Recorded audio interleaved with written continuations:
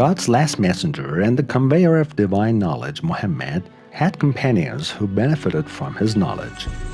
Ali was foremost among them. Ali is the only person who was miraculously born inside the Kaaba. His father was Aba Talib, uncle of God's last messenger, and the one who was Muhammad's ward since he was 8 years of age. After Muhammad started his mission, Aba Talib was his best supporter in his struggle against the Quraysh pagans. To the end of his life, Aba Talib committed himself to Muhammad's mission. Ali was under Muhammad's custody, and the Prophet himself nurtured, cultivated, and raised him. Ali was the first man to accept the Prophet's invitation to enter into Islam. At the start of the mission, in the first public meeting for inviting Mecca's grandee, the Prophet said about Ali, "O relatives of mine, know that Ali is my brother, executor of my will, and my successor among you." On the eve of emigrating to Medina, the Prophet appointed Ali as his trustee in Mecca, placing him in charge of returning things people had given the Prophet in trust. The night when 40 armed men wanted to kill the Prophet, Ali lay in the bed of the Prophet in his stead, thereby saving the Prophet's life.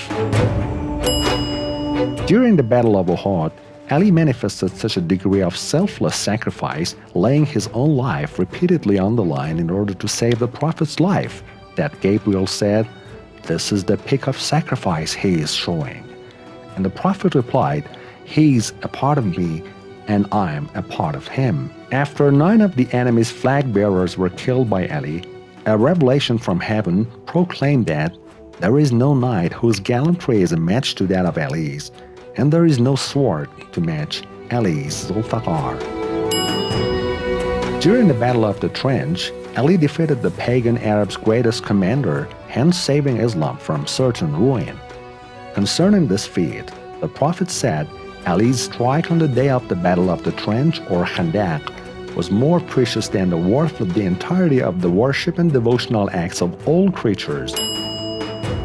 During the Battle of Khaybar, when Muslims faced insurmountable obstacles in capturing the enemy's most well-defended fortress, and the army commanders returned in despair to the Prophet, he said, "Tomorrow I will give the flag to the one who never flees the battlefield nor turns his back on any enemy.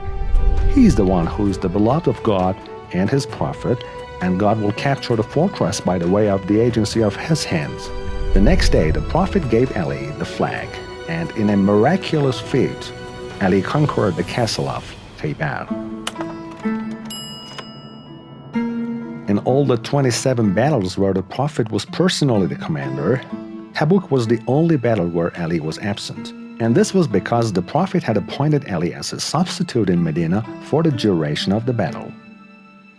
Although Ali preferred to accompany the Prophet, God's messenger said, "Are you not content with your rank relative to me being that of the rank of Aaron to Moses, except that there will be no prophet after me?"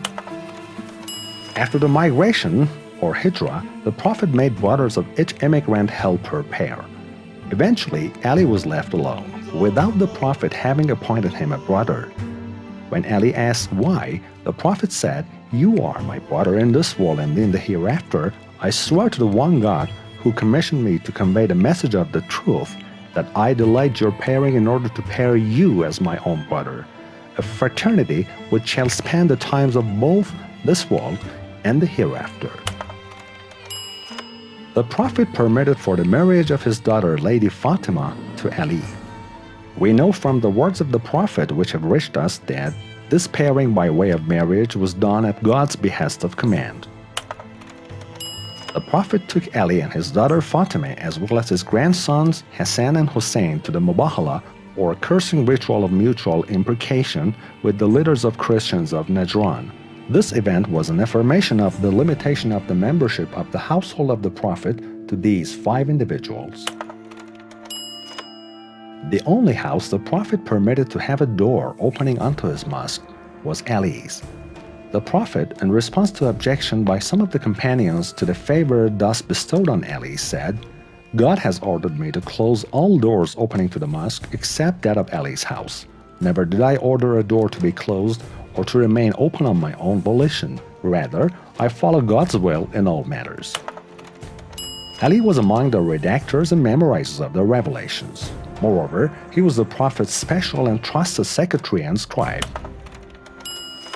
The Prophet sent Abu Bakr to convey the Surah al-Bara'ah, or the execration, to the idolaters of Mecca, but shortly afterwards decided to send Ali instead, instructing him to take the scroll from Abu Bakr and recite it to the Meccans. When Ali caught up with Abu Bakr and the latter returned to Medina, he despondently asked the Prophet whether there had been an ayah or revelation revealed with respect to him.